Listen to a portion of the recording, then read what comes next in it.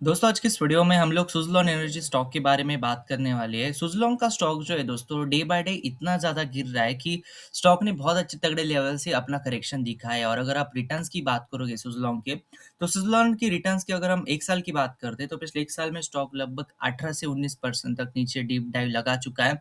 अगर हम 3 महीने की बात करते हैं तो 3 महीने के अंदर भी स्टॉक ने लगभग 21% तक नेगेटिव रिटर्न्स दिए। और कहीं न कहीं स्टॉक जो है काफ़ी ज़्यादा गिर रहा है। तो इसके पीछे क्या रीज़न है? एज़ ए इन्वेस्टर आपको क्या करना चाहिए? इसके बारे में हम लोग डिटेल में बात करेंगे। वीडियो को मैं स्टार्ट करूँ उससे पहले चैनल के ऊपर आप पहली बार आए हो, मुझे पहली बार देख रहे हो, तो मेक श्योर कीजिए चैनल को आप सब्सक्राइब करो। यहाँ पे हम लोग स्टॉक मार्केट के रिलेटेड बहुत सारी चीज़ों के बारे में बात करते हैं।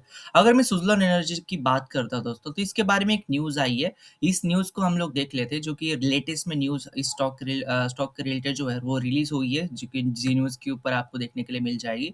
और इसमें ऐसा कहा गया है कि big update from the company. और अपडेट ऐसा है दोस्तों कि सुज़लोन एनर्जी का जो मैनेजमेंट है, इन्होंने स्टॉक एक्सचेंज को ऐसा बताया है कि principal commissioner of customs Chennai 3 has levied a cumulative penalty of 9.60 crore on Suzlon Global Services Limited, which has since merged with Suzlon Energy.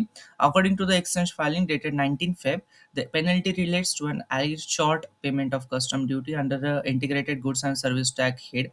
The order was passed by Principal Commissioner of Customs, Commissioner Chennai 3. The company said penalty amount stand at 9.6 crore and may become payable depending on the outcome of further legal proceedings.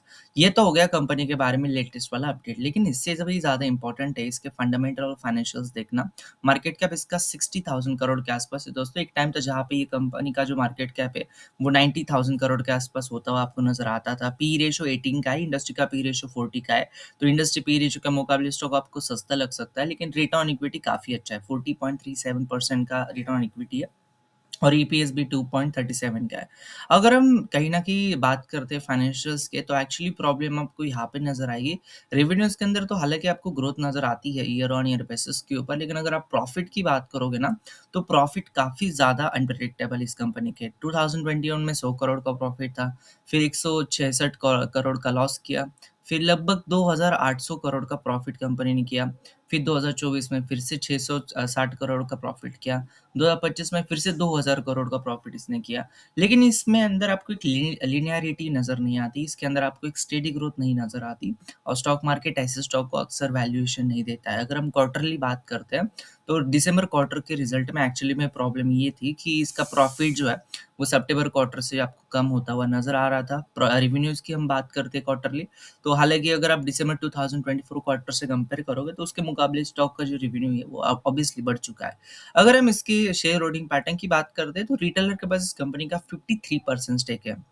FI का 25.59, promoter का 11.73 और बाकी का stake जो है mutual fund का और DIIs का है। अब इम्पोर्टेंट क्या है इस कंपनी के लिए? सबसे इम्पोर्टेंट चीज़ इस कंपनी के लिए यही होगी दोस्तों कि इसके जो लॉसेस होते हैं या फिर कई बार जो अनप्रेडिक्टेबल जो प्रॉफिट्स होते हैं, इसको थोड़ा-सा कहीं न कहीं इसको कम करना पड़ेगा और इसको एक स्टेडी ग्रोथ दिखानी पड़ेगी।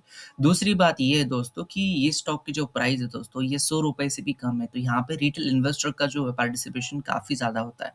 और कहीं भी ना कहीं ऐसे स्टॉक में अक्सर जो है बड़े प्लेयर जो है अपने स्टेक को जब बेचते हैं, तो स्टॉक अरे करेक्शन दिखाने की मोड में हमेशा आ जाता है।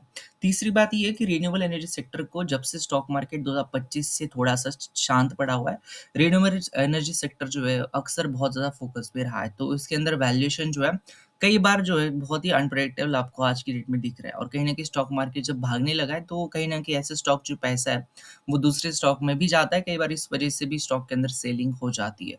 लेकिन इम्पोर्टेंट यही रहेगा कि इसके